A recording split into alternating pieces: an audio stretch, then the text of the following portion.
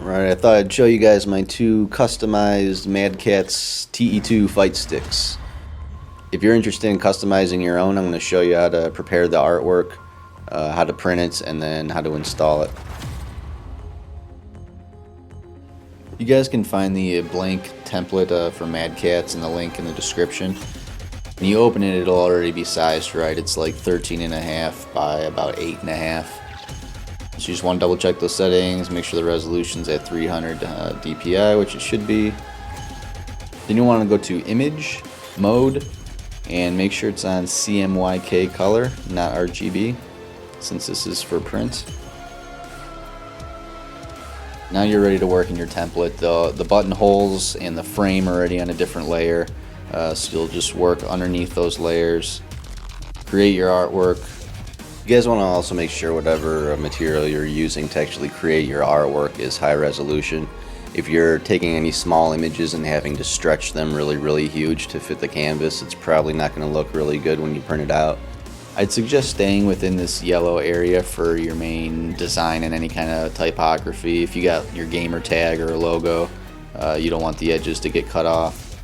You'll definitely want to fill in the artwork all the way to the frame. You'll just want to make sure you're not cutting off anything that's important. Then you'll want to go to File, Save As, and make sure it's on the PDF format.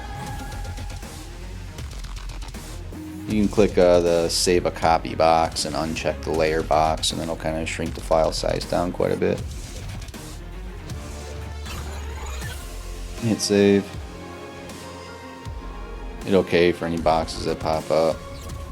And then you'll want to make sure that you're in high quality print mode. That's it. You don't have to change any settings from there. Just save PDF.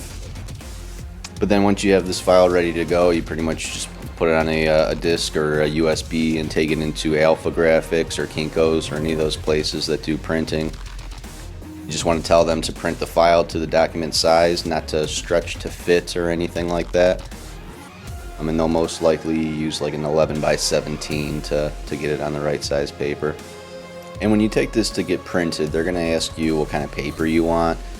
It's really up to you. I went with just a flat matte paper without a gloss or anything. The plastic cover that goes over the fight stick produces the shine on it, so I didn't want it to be too shiny. And I'm not sure if cardstock is too thick to fit in the case, so if you want to play it safe, just go with the flat matte paper. And once it's printed, they'll print it out on slightly bigger paper, probably 11 by 17, and there's going to be some white margin around the print. That's fine. You're going to end up cutting that off, and I kind of marked here in this yellow border pretty much where you're going to want to cut, about halfway within the black frame. But you'll have the black frame from your fight stick actually overlay the black frame on the artwork. So you don't need all of it because you'll need some room to put the screws in, but you want to keep a little bit of wiggle room there. Next we got to cut out the buttonholes. I'll show you a really easy way to do that so you don't have to bust out an X-Acto knife or worry about crinkling your paper trying to cut it out with scissors. It's pretty cool. I'm going to show you how to cut the holes out of these really easily. I already did it to this one, but I made some fake holes on the back so I can show you. Basically, you're going to take the plastic piece off the top of the fight stick and use it as a stencil. Just kind of place it over the holes. It's okay if they don't all line up, just kind of focus on one hole at a time. So we use my fake holes here in red. Line it up. Just going to do like this first hole here.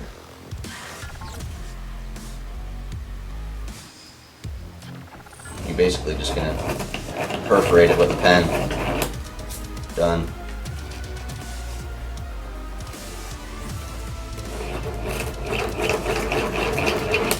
Done. Pretty easy. Should take less than like 10 seconds per hole, so I hope that helps.